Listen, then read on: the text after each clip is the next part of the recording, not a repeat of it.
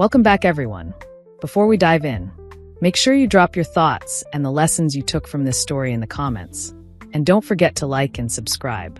Let's get into it. I walked into my husband's promotion party only to hear his chief executive officer propose. "Will you leave your poor, impotent wife and marry me?" Everyone laughed. Then my husband said yes. So I went home and quietly canceled everything. His 156 missed calls were just the beginning. That Thursday morning began like so many others had for the last 15 years. It began with the familiar sound of my husband Julian's bare feet padding across the hardwood floors of our cottage near the Savannah Bay, the low hum of the coffee grinder in our kitchen, and the gentle creak of our bedroom door as he carried in my favorite ceramic mug, the one with tiny painted bluebonnets I had found at a little market in the Texas Hill Country years ago. Our cottage was not grand, but it was ours. Gray Shaker siding, a porch swing where we had spent countless evenings watching the sun slide down and light the water in orange and rose. "Morning, Elle," he whispered, setting the steaming coffee on my nightstand. The rich aroma of hazelnut drifted through our bedroom, mingling with the salty air from the open windows. Julian slipped back under our quilt, fitting against me just so. I nestled into his shoulder and breathed in his scent, cedar soap and warmth. For 15 years, that scent meant I was safe, that the world was right. "Did you remember the splash of cinnamon?" I murmured. "Just the way you like it," he said, his fingers drawing lazy circles across my back. "Light brown, not too sweet, with the little dash of cinnamon you pretend you do not want." This small ritual had carried us through everything. Job changes, the loss of my parents and settling their estate, lean years of financial strain, and ordinary days that glowed simply because we shared them. He liked his eggs slightly runny and his toast barely golden. He knew I needed the first sip of coffee before any decision. Our quiet synchrony had built what I thought was unshakable love. I sat up and took a sip. "Perfect." I was looking at the kitchen renovation estimates again. I said, pointing to a folder on my nightstand, my pet project, a dream I had nurtured for years. "If we go with quartz instead of marble, we can afford those custom soft close cabinets you liked." A flicker of tension passed through his shoulders. "Sounds expensive," he said, voice tight. "Are you sure now is the right time? With everything at work. Maybe wait until the bonus." "Julian, we have been saving for 3 years. Every wedding performance I play goes into that fund. The accounts are healthier than ever," I said, trying to keep my voice light, even as confusion took root. I studied his face. The dark circles, the clenched jaw. He had been distant for months. "You have been working so hard," I softened. "You deserve to come home to a space we both love."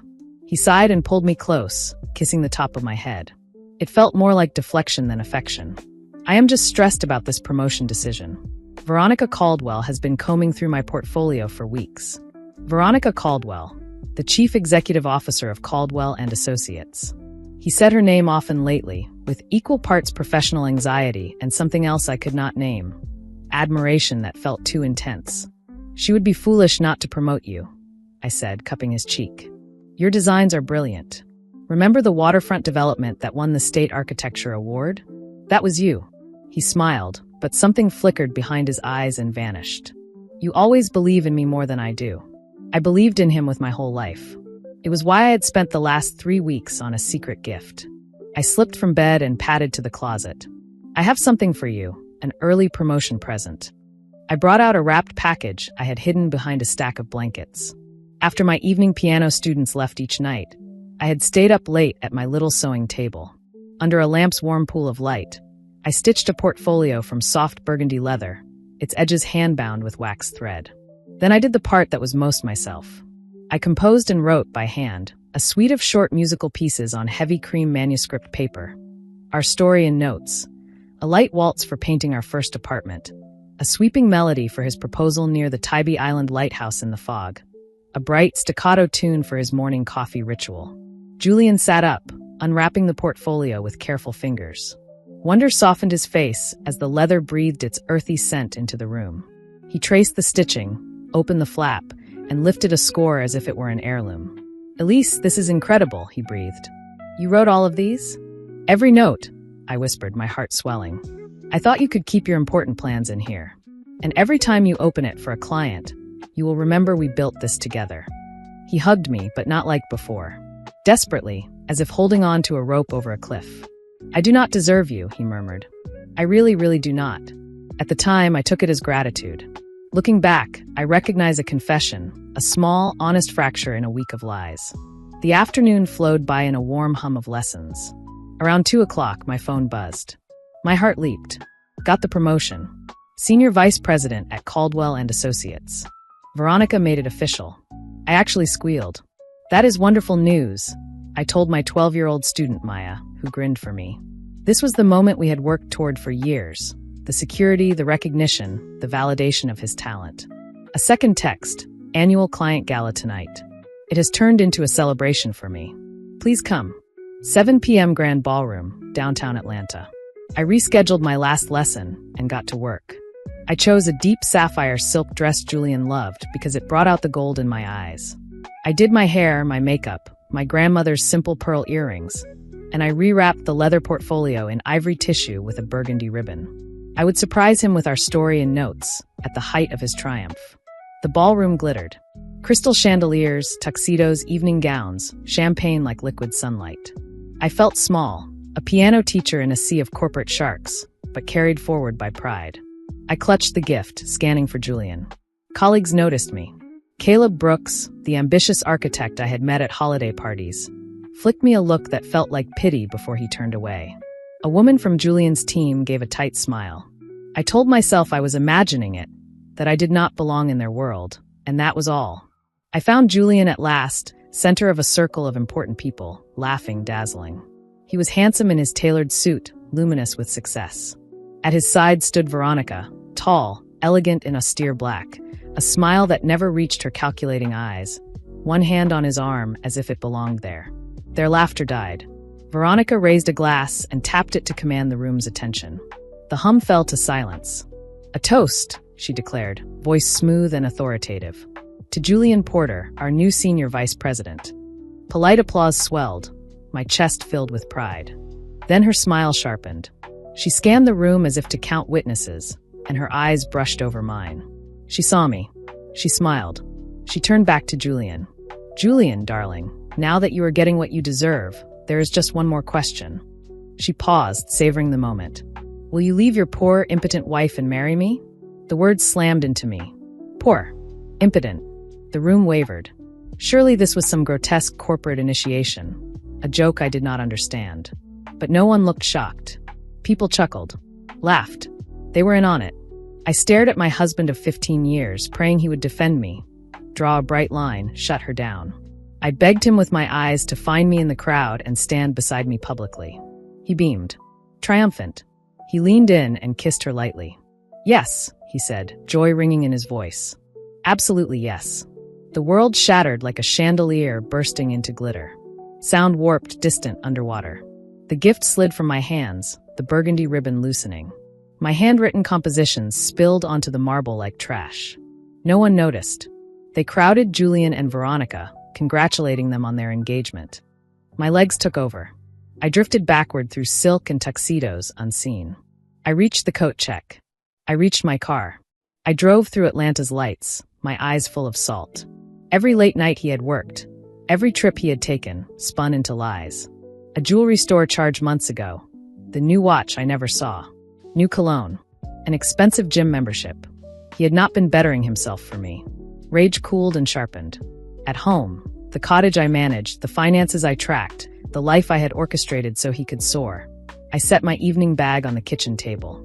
The wedding photo on the mantel smiled like a stranger's joke. My phone buzzed. A text from Julian, amazing night. Being celebrated by everyone. This is the start of everything. Wish you were here. Love you. The audacity severed something deep inside me. Grief evaporated. In its place formed a stillness like winter ice. He was celebrating his new life, certain I was at home, docile and blind. He had just declared war on the person who held every string. I opened my laptop. For years, I had managed our finances. He swore numbers made him dizzy. "You handle the boring stuff, Elle. You are brilliant at it," he used to say. He thought it was a chore. He did not realize it was a throne. Our joint checking, $63,481. I opened a new spreadsheet and began a forensic accounting of our last 2 years. Every deposit, every source. My piano lesson income, 12 regular students at $1,150 per week. My wedding and event performances, $800 to $1,500 per event, 2 or 3 per month. My summer music camps, $300 per 2-week session for multiple students.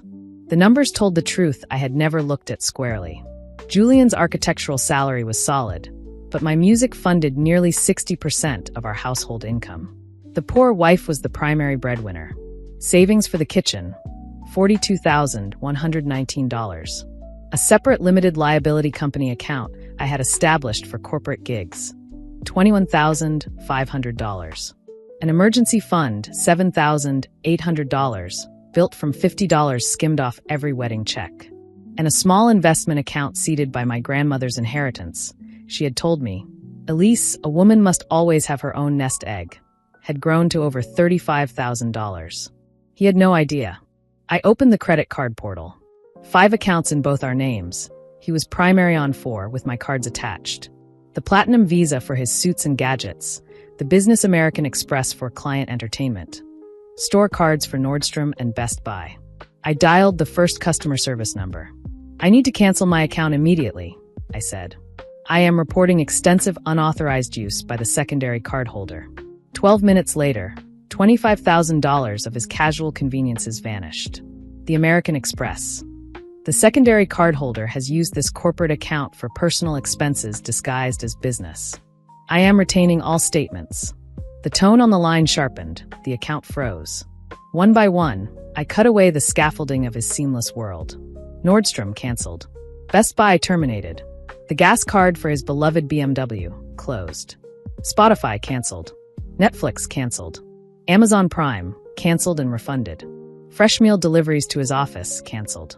Then the locks. I called James & Sons locksmiths. Emergency lock change on all exterior doors tonight, I said. You got it, baby, came the warm, steady voice of Loretta James, who had installed our deadbolts years ago. Front, back, garage? Everything, I said. She arrived within the hour and worked with quiet efficiency. When she pressed a new ring of keys into my hand, she held my gaze. You take care of yourself, she said. Whatever is happening, you are doing the right thing. The next morning, my phone lit with Julian's name, call after call. I watched it buzz itself empty. Texts followed, confusion to annoyance to panic. Where are you? Pick up. My card got declined. Did you forget to pay the bill? Amazon is canceled. My key is not working. He did not ask if I was safe. He asked why his conveniences had hiccuped. After 2 days of my silence, the messages stopped. I imagined him with Veronica, strategizing his next descent, assuming I would return chastened and apologetic.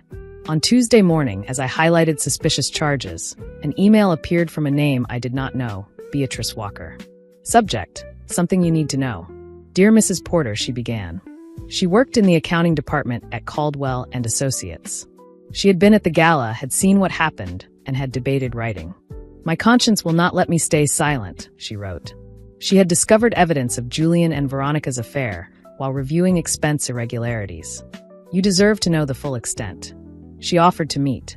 Beatrice met me in a quiet cafe outside the city, carrying a thick manila envelope as if it were classified. Early 30s, composed kind eyes. I am so sorry, she said. This will be difficult, but you have a right to know. She spread printouts across the table, emails between Julian and a college friend. In one, he wrote, You were right. Office affairs are risky, but the rewards are worth it. V is making moves that benefit both of us, and the personal benefits are not a hardship. Best part is Elise is completely oblivious. She is wrapped up in her little piano students and wedding gigs while I build my real future. Little piano students. The career that paid most of our bills, dismissed as a hobby. Another email, V is everything Elise is not. Ambitious. Sophisticated. A real partner who understands the corporate world. There might be opportunities in the new Los Angeles branch. 6-figure salary, executive benefits, and a partner who gets it. I have been subsidizing Elise's music hobby for years. Time to upgrade. Beatrice cued an audio file recorded during a budget meeting. Julian's laugh, then. And the best part is Elise puts every penny she earns into our joint accounts. The sweet, trusting artist actually thinks we are saving for our future together. I am filing for divorce as soon as the promotion is secure. Veronica's low chuckle. She sounds adorable. Does she still leave notes in your briefcase? Every morning, Julian replied, contempt plain. It would be endearing if it were not so pathetic. Her earnestness makes the financial arrangement very convenient. She is basically funding my exit strategy. Beatrice slid expense reports toward me. Dinners for two at intimate restaurants, a weekend at a Blue Ridge resort he had claimed was an architectural conference, jewelry, lingerie. Everything was documented. Thank you, I told her, my voice steady at last. You may have just saved my life. This was not only adultery. It was a planned campaign of emotional and financial fraud. I needed more than a lawyer. I needed a force of nature. My research kept returning the same name, Cassandra Blackwell, known as the Shark in Pearls, an elite attorney renowned for meticulous preparation and refusal to lose. Her office took up the top floor of a downtown Atlanta tower. Glass, steel, original art, orchids, hush. Cassandra, in a charcoal suit and a single luminous strand of pearls, watched me cross the room with an evaluating calm. Mrs. Porter, she said, gesturing to a seat, tell me everything. I did. I laid out Beatrice's emails, the audio, the expense reports, my spreadsheets, my actions, the canceled cards, the new locks. Cassandra read swiftly, occasionally lifting a page and setting it down with decisive finality. When I finished, she leaned back, fingers steepled, a slow, predatory smile unfolding. Your husband is an arrogant fool, she said. Arrogant fools document everything. They involve their workplaces and create corporate liability. And they underestimate their wives. She clicked a gold pen. This is not only grounds for divorce. This is grounds for total financial annihilation. Cassandra moved like weather. She brought in a forensic accountant, Dr. Patrice Coleman, a sharp, no-nonsense expert in hidden assets. I spent a day with Dr. Coleman, handing over 15 years of records, plus my kitchen table ledgers. Excellent work, she said. You have done half my job. Dr. Coleman's report was damning. Financial infidelity always leaves a trail, she said, pointing to a color-coded chart.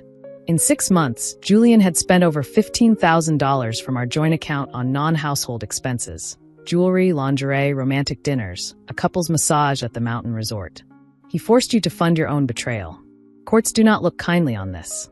Cassandra's paralegal, Quentin Harris, unearthed Caldwell and Associates' strict policy. Any supervisor-subordinate relationship had to be disclosed to human resources and legal within 30 days. Failure was a breach of contract and grounds for immediate termination. They have exposed the company to ethics violations and potential harassment claims, Cassandra said. To protect shareholders, the firm will sever ties fast. The plan formed. File for divorce on grounds of adultery and egregious financial fraud. File a separate civil suit against Julian and Veronica for conspiracy to commit fraud and intentional infliction of emotional distress. Deliver a neat, irrefutable packet of policy violations to Caldwell's board. Service must be public, Cassandra said. He humiliated you publicly. The consequences will match. She pointed to the firm's calendar on a screen. The annual shareholders' presentation in 2 weeks. The entire board, major investors, financial press. As the new senior vice president, Julian will likely present 2 seasoned process servers would attend in corporate attire. At the apex of Julian's speech, they would step forward, one to the podium for Julian, one to the front row for Veronica. Then I would stand, visible and unbroken. The days stretched taut. I taught. I walked along the water, wind like clean paint on my cheeks. I practiced a concise statement until it rang like iron. I bought a dress, not soft blue but deep crimson. Power, not apology. My grandmother's pearls at my ears. The morning of the presentation broke cold and clear. I made coffee for one and drove to the Atlanta Convention Center. The auditorium swelled with dark suits and important conversations. I slipped into a back row seat. Invisible. Ready. After projections and market talk, the chairman introduced Julian. He strode out calm, gleaming. He spoke of innovation and ambition. I felt nothing, only the stillness of a blade. 5 minutes in, 2 figures rose, one from each aisle, and walked toward the stage with serene purpose. Julian faltered. Murmurs rippled. The man reached him first. Julian Porter, he said clearly. You have been served. A thick envelope rested on the podium. Cameras flashed. Julian's face flickered from confusion to panic. He scanned the crowd and found me. Our eyes locked. He understood. The woman approached the front row. Veronica Caldwell, she said, placing another envelope in an elegant lap. You have been served. I stood. The crimson dress caught the light. A hush fell like a curtain. That is for theft of marital assets and conspiracy to commit financial fraud, I said, my voice carrying without a microphone. Turns out your naive artist wife learned to protect herself. Silence turned heavy, then erupted. I did not linger. I turned and walked out as shouting broke behind me, as reporters clamored, as executives scrambled. The sound was the sweetest music I had ever heard. The fallout was swift and surgical. Before I reached my car, financial outlets were posting headlines. Executive pair served mid-presentation in fraud action. Within 48 hours, Veronica was fired for gross violations of company policy. Her parachute rescinded. Julian was suspended and then quietly let go. His name curdled into scandal. No reputable firm touched him. The divorce itself felt almost simple after that. Faced with emails, recordings, and Dr. Coleman's report, Julian's exhausted lawyer advised immediate settlement.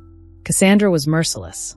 The decree awarded me our cottage free and clear, 100% of our joint checking and savings, funded primarily by my income, and 75% of his retirement accounts as direct compensation for his systematic misuse of marital funds.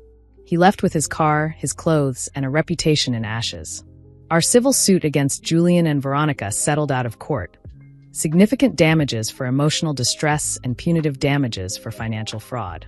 Caldwell and Associates, eager to contain the scandal, quietly settled with me as well. Rarely does someone chronicle his own destruction this thoroughly, Cassandra said in our final meeting, sliding a settlement check across polished mahogany. He wrote the script. We provided the stage. The months that followed were quiet rebuilding. I renovated the kitchen, bright walls, quartz counters, herbs on the sill. Every morning cup of coffee in that room felt like a private anthem. I transformed his old office into an expanded music studio. Floor-to-ceiling windows overlooking the bay, proper soundproofing, and with a sliver of the settlement, a 7-foot Steinway baby grand. When I touched its keys for the first time, the resonance chased every ghost from the house. News of what happened spread through our community, but it came back to me as respect, not pity. Parents of my students told their friends. My schedule grew from 12 pupils to more than 25 in 3 months. My wedding bookings multiplied. My composing returned deeper and truer. I wrote music not about naive romance, but about survival, resilience, and the work of becoming whole. A local theater company commissioned me to score their spring production. The work Julian dismissed as a hobby became a thriving career that brought me both security and joy. I made a truth box, a wooden keepsake holding tokens of my new life. My first check from the theater, a thank you note from a couple whose ceremony I played, and Cassandra's card, a reminder to fight for myself.